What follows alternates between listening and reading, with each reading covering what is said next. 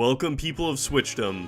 It's pretty apparent that the Nintendo Switch is doing very well and has been blowing sales expectations through the roof so far. So well that some cannot get one. A moment of silence for those bereft of Switch. The old saying goes that the software sells hardware, and the Switch already has some stellar titles that are really drawing both new and old fans back to Nintendo once again. We got our Zelda, Mario Kart, ARMS, and Splatoon games. But what is in store for the rest of the year? Well, I got a list of a few games coming soon for my fellow Switch owners. So let's dive right in. Starting off the list, I have chosen a wacky crossover which many probably never saw coming. Mario plus Rabbids Kingdom Battle was announced back at E3 on Ubisoft's stage, and we were all delighted to watch Miyamoto and Eve yucking it up as they messed around with guns from the game on stage. This was a game I had my reservations for, because Rabbids honestly have been more annoying than fun in the past, but seeing the demo on stage really changed my tune. I saw fun, strategic gameplay with characters I have long known, and even the Rabbids were actually pretty funny. It's good to see Ubisoft working with Nintendo again after the failure of the Wii U, and if you have a Switch and want to try out a more casual and original gaming experience, I think Mario plus Rabbids Kingdom Battle is just for you.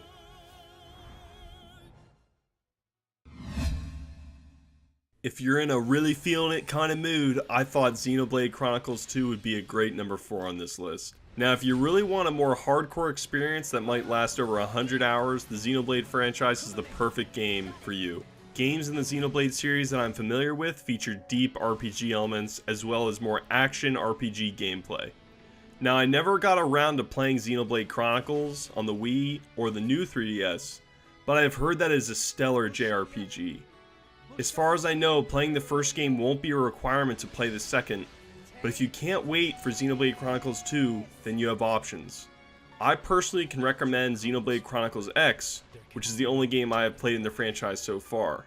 The massive open world, crazy creatures, huge mechs, and catchy tunes really drew me into the game, and is probably one of my favorite Wii U games. Xenoblade Chronicles 2 visually looks a bit dated in terms of the environments, but we all know the gameplay and story matter more than the visuals. So if you want a huge open world game to scratch that itch Breath of the Wild left in your heart, then look no farther than Xenoblade Chronicles 2.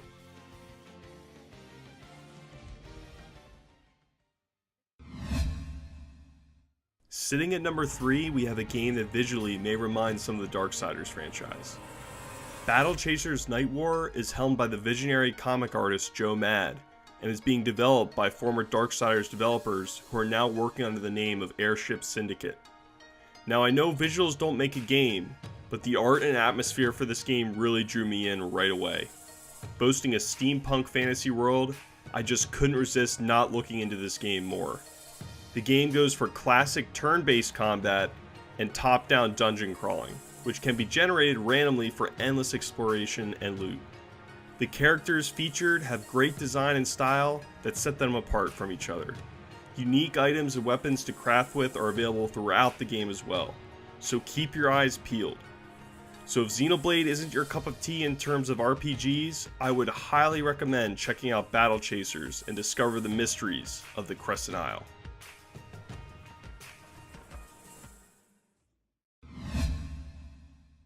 Now, I just got done praising Battle Chasers for its great art and unique style, but in my eyes there's another game that trumps it. Sitting at number 2, I have chosen Hololight. Now, I must admit that I'm a sucker for recent games like Ori and the Blind Forest and other Metroidvania games. So when I stumbled upon a trailer for Hololight, I was left bumbling about looking for a release date for when it would be coming to the Switch. It was originally released on PC earlier this year, but it was announced that a port for the Switch is on the way. This game would be perfect on a portable device such as the Switch. On its surface, the game looks kinda cute, but don't be fooled. This game is challenging and will punish those who are not prepared. Run and jump around the stunning hand-drawn art style and traditional 2D animated levels. Explore the vast underground kingdom tainted by a vicious curse that has warped the creatures of the land. Use your blade and abilities to dispatch foes and uncover secrets below. If you are looking for a surreal game that will challenge your gaming skills, look no farther than Hololight. I really wanted to surprise everyone with a unique out-of-left-field number 1 pick, but I could not let Mario Odyssey have anything less than the number 1 spot. After its full reveal at this year's E3, I was once again reminded that Mario is probably the best 3D platformer out there still. Just when I thought the Mario team had done it all, they pull out another unique take on the beloved plumber. This time around you can jump and run with the stylish new outfits and control enemies with your special hat named Cappy. Goombas, Bullet Bills, and even dinosaurs are at your command when the hat is thrown at them. The possibilities for gameplay are just about endless with this ability, and I can't wait to throw Cappy around to my heart's content. Bowser, of course, is bent on capturing Princess Peach yet again, but it seems he wants to take it a step further this time.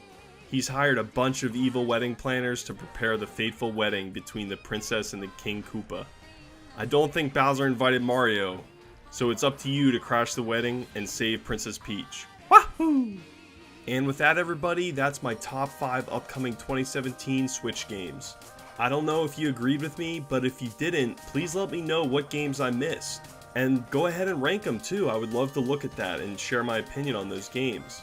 If you have any more questions about new upcoming games, please feel free to ask me. I would love to let you guys know. And with that, that's all I've got for today, everybody.